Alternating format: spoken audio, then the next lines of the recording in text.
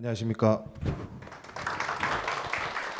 저는 우리 집 인문학 철학편을 쓴 박시몽이라고 합니다. 제가 사르트르 실존주의를 선택한 이유는 그냥 제가 좋아하는 철학이라서 이야기를 나누고 싶다라는 마음에서 해봤습니다. 한 중학교 무렵 때부터 이제 나는 왜 태어났지? 라는 생각을 하기 시작했던 것 같아요. 제가 생각할 때 인간은 처음에 태어났을 때 거의 짐승과 비슷하다고 생각을 하는데 점점 사회화가 되어가면서 나 스스로에 대해서 집중하기 시작하는 시기가 있잖아요.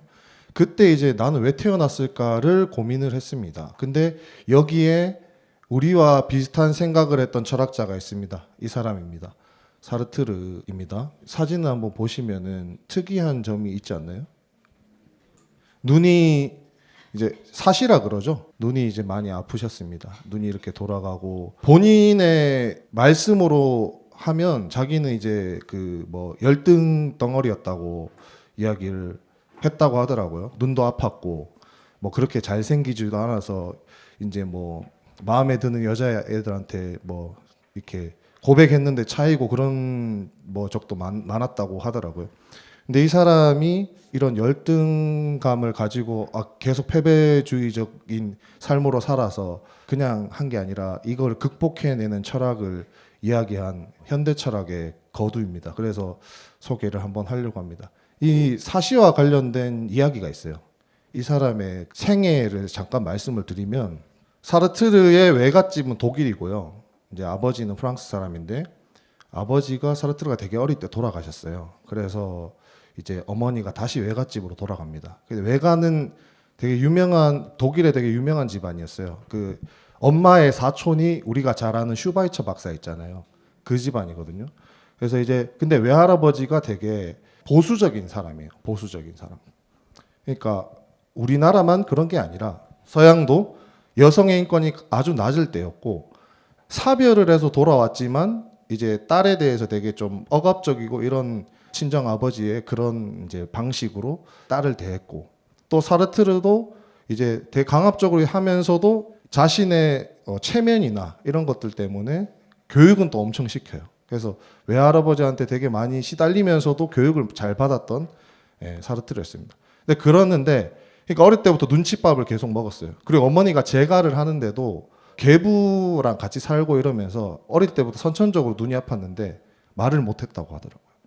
그래서 말을 못하고 하다가 이제 치료의 시기를 놓치고 하면서 이제 이렇게 외모가 이렇게 됐다고 합니다. 그래서 그런 적이 있었대요. 자기가 어머니가 재가를 해서 그때가 이제 사르트르가 뭐 한창 뛰어놀 때인데 막 집에서 뛰어노니까 엄마가 얘야 그러지 마라 여기는 우리 집이 아니란다 이렇게 얘기를 했다고 하더라고요. 그런 어떤 어릴 때의 경험을 가지고 근데 이게 이 이야기를 제가 하는 이유는 나중에 연결이 됩니다. 보부아를 만나면서 여성에 대한 관점도 이 사람 되게 다르게 생각을 했던 사람이거든요. 그래서 그런 것들을 얘기합니다. 근데 이렇게 열등감과 어떤 못남을 되게 많이 가지고 있었던 사람인데 노벨 문학상이 1901년부터 주기 시작했다고 하더라고요. 그러면 지금까지 뭐 한 120회 뭐 정도 되겠죠. 근데 노벨 문학상을 받았는데 유일하게 거부한 사람입니다. 나는 안 받겠다. 나는 그걸 받으려고 한 게 아니다. 뭐 이렇게 이야기를 했다고 하더라고요. 그래서 그 노벨 문학상에 있는 책 중에 구토라는 책을 되게 제가 좋아하는데 거기 주인공이 록캉탱이 책을 읽어보면 갑자기 구토를 해요. 그러니까 내용이 이렇게 일상생활을 하다 갑자기 구토를 합니다. 자기의 실존을 자각하고 역겨운 거예요. 그거에 대해서 한번 이야기를 해보도록 하겠습니다. 이 실존주의 철학에서 키워드는 불안이거든요. 불안입니다. 그래서 태어나서부터 지금까지 이제 살아가면서 자신을 생각할 때 늘 불안하다. 이게 사르트르가 생각하는 어떤 문제의식이었어요. 그래서 사르트르의 가장 유명한 말 중에 들어보셨는지 모르겠는데 인생은 뭐 B와 D 사이의 C다 들어보셨어요? 제가 발음이 좀 썩었는데 죄송합니다. 벌스와 데스 사이의 초이스다. 이게 사르트르의 말이거든요. 근데 이게 사실은 선택이 내가 되게 주체적으로 선택을 한다고 긍정의 말로 우리는 알고 있잖아요. 근데 사실은 사르트르는 그렇게 생각하지 않았어요. 선택하는 게 이 사람한테는 역겨운 거예요. 되게 힘듦이에요. 불안이고요. 그래서 그거에 대해서 한번 이야기를 해보겠습니다. 어머니의 이야기에서 사르트 철학을 얘기하기 전에 보부아르라는 여자에 대해서 먼저 얘기를 좀 해보겠습니다. 사르트르가 파리 대학에서 공부를 하고 프랑스 같은 경우는 고등학교 선생님이 대학교 교수도 하거든요. 근데 대학교 교수 시험을 보러 갔는데 첫 해는 떨어져요.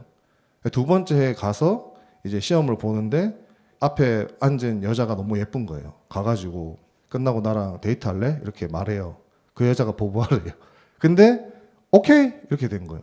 그래서 이제 둘의 뭐 사랑이 시작됐다고 하는데 이 사람들의 그 관계에서 제일 재밌는 거는 아시는 분들 아시겠지만 계약 결혼을 하거든요.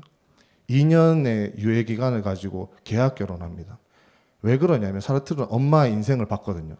여성의 처참한 그 인권을 보고 우리 예전에 지금은 신문을 안 보는데 뭐 벼룩시장 같은 데 보면 뒤에 막 구인 광고 같은 거 있잖아요.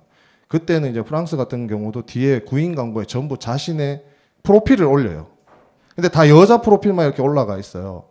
그렇듯이 되게 여성 인권이 낮았고 외국은 우리보다 더한 게 그런 게 있잖아요. 결혼을 하면 성이 바뀌잖아요. 그런 것처럼 이제 근데 보부아르는 되게 자존심이 센 여자였고 이제 페미니즘의 시작점이 되는 제2의 성이라는 책을 쓴 사람이잖아요. 그래서 되게 동등한 관계에서 너의 어떤 여자로서의 혹은 존재로서의 걸 내가 존중하겠다 해서 계약 결혼을 하고 하면서 이제 갱신을 합니다. 그래서 평생 이제 부부이면서도 지적인 동반자의 관계로 이제 살아갑니다. 사르트르도 자기가 책을 쓰면 가장 먼저 검토를 보부아르한테 보여주고 보부아르도 책을 쓰면 사르트르한테 보여주고 그런 또 관계였습니다. 예. 또 다른 이야기들은 많은데 좀 학생들도 있고 해가지고 그냥 넘어가겠습니다. 예. 아시는 분들은 아시겠죠. 되게 자유롭게 서로 또 다르게 연애도 하고 그랬거든요. 그래가지고 일단 사르트르가 이제 아까 얘기했지만 제가 인생은 B와 D 사이의 C라고 얘기했잖아요. 근데 선택이라는 거 되게 내가 주체적으로 내가 자유롭게 하는 거야. 내가 할 수도 있고 안 할 수도 있는 거야. 이렇게 생각할 수 있는데 사르트르는 그렇게 생각하지 않았습니다. 왜냐하면 인간은 처음에 태어날 때 그냥 태어나요. 아무 이유도 없이 그냥 태어난대요. 내가 왜 태어났을까를 저는 어릴 때 고민했다고 했잖아요. 답이 안 나왔거든요. 왠지 아세요? 답이 없으니까요. 내가 태어난 목적이 있는 게 아니거든요. 우리 부모님이 너는 이렇게 태어나서 이렇게 자라라라고 하지 않았으니까요. 이제 그러다 보니까 사람들은 내가 태어났는데 내 뭐 해야 되지? 이런 고민을 하기 시작하는 거예요. 그래서 이 사람은 세상에 인간이 그냥 던져진다고 얘기해요. 이 세상 그냥 던져지는 존재입니다. 근데 이게 그래서 이 사람이 실존은 본질에 앞선다라고 이야기를 하는데 그 전에 철학자들을 잠깐 이야기를 해보면 그 앞에 있던 과거에 있던 철학자들은 인간의 본질에 대해서 먼저 규정을 하고 풀어가거든요. 예를 들면 맹자 같은 경우 인간은 선하다. 소크라테스는 인간은 지적인 존재다. 영혼을 갈고 닦아야 된다. 칸트도 인간은 이성적 존재다. 이런 식으로 규정을 한 다음에 풀어나가거든요. 근데 본질이 정해져 있으면 내가 할 수 있는 게 별로 없잖아요. 그리고 본질이 정해져 있으면 그냥 정해진 삶을 살아가잖아요. 근데 이 사람이 이렇게 생각하는 거예요. 이 사람이 활동하던 시기도 연관이 있는데요. 저희가 우리 집 인문학이니까 역사적인 배경도 서술되어 있잖아요. 이 사람이 이제 실존은 본질을 앞선다라는 말을 한 시기가 1946년이거든요. 양차 대전이 끝나자마자였어요. 근데 서양에서는 양차 대전이 왜 일어났느냐? 인간의 자만 때문이라고 생각하는 거예요. 신중심 사회가 무너지고 나서 인간 중심 사회가 올라오면서 르네상스가 펼쳐지고 인간은 무엇이든 다 할 수 있다는 자신이 생겼잖아요. 그 이성주의가 꽃을 피웁니다. 칸트, 헤겔 하면서 쫙 꽃을 피우는데 근데 그거의 말로는 전쟁이었던 거죠. 그래서 다 죽었어요. 그러고 나서 그 다음 해에 유럽인들한테 사르트르가 나와서 이렇게 이야기를 하는 거예요. 우리는 본질이 이성적인 존재가 아니다.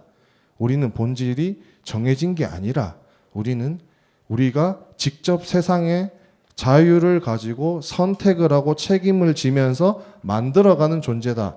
그게 실존주의다. 이렇게 이야기를 했습니다. 그래서 먼저 세상에 던져주고 그 선택과 행동에 따라서 자신을 만들어 간다고 이야기합니다. 죽을 때까지 만들어 갑니다. 그래서 그 사람의 본질은 죽는 순간 결정된다고 이야기를 하는 게 사르트르입니다. 이 사람은 자유에 대해서 좀 심도 있게 들어갑니다. 원래 그 전에는 자유를 인간의 축복이라고 생각했어요. 신중심 사회에서는 이제 종교가 있는 분들 또 기독교나 이런 데서는 어떻게 얘기하면 자유의지가 신이 인간에게 준 권능이라고 생각하잖아요. 다른 존재들은 전부 다 입력되어 있는 대로 살잖아요. 인간만 자유의지를 가지고 있고 인간만이 이렇게 할 수도 있고 저렇게 할 수도 있는 권능이다. 하느님이 우리를 너무 아끼고 사랑하고 우리를 닮게 만들어서 우리에게 준 권능이다 이렇게 생각을 했잖아요. 근데 사르트르는 자유의지를 그렇게 긍정으로 보지 않아요. 자유를. 나는 이 세상에 아무 의미 없이 던져졌고 그리고 나한테 자유가 주어진 거예요. 그럼 내가 이걸 가지고 어쩔 수 없이 선택하고 책임져야 되는 세상에서 그냥 살아가는 거예요. 그래서 자유를 뭐라고 얘기하냐면 선고받았다라고 얘기합니다. 우리는 항상 어떤 일상생활에 살아가면서 선택의 기로에 빠지잖아요. 왼쪽으로 갈까? 오른쪽으로 갈까? 근데 이거를 누군가가 정해주지 않는단 말이죠. 근데 내가 왼쪽으로 갔을 때 그거에 대한 결과는 내가 책임지잖아요.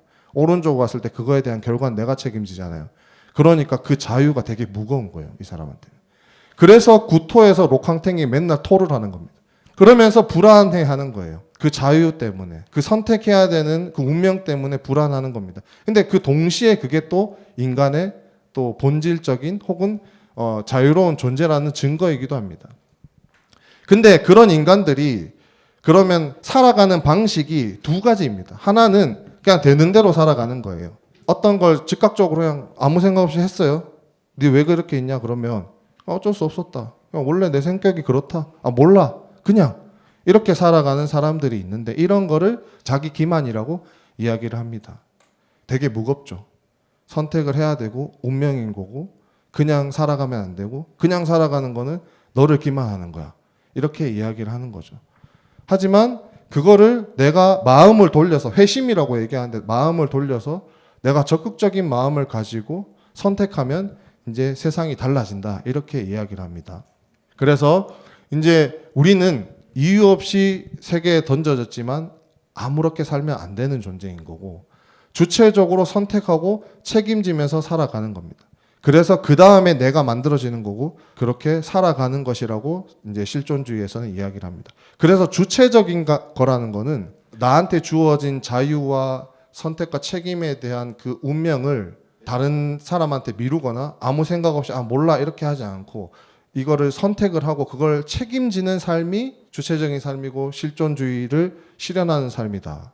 자유로운 삶이다. 이렇게 이야기를 하는 게 사르트르입니다. 그래서 본인도 실제로 사회에 적극적으로 참여하고 내가 할 수 있는 걸 최선을 다해서 살아가는 거를 안가주망이라고 하거든요. 그렇게 살아가야 된다라고 이야기를 합니다. 네. 그래서 이렇게 제가 준비를 해봤는데 괜찮으셨나요? 네. 너무 빠르게 지나간 것 같기도 하고. 네, 아무튼 네, 감사합니다.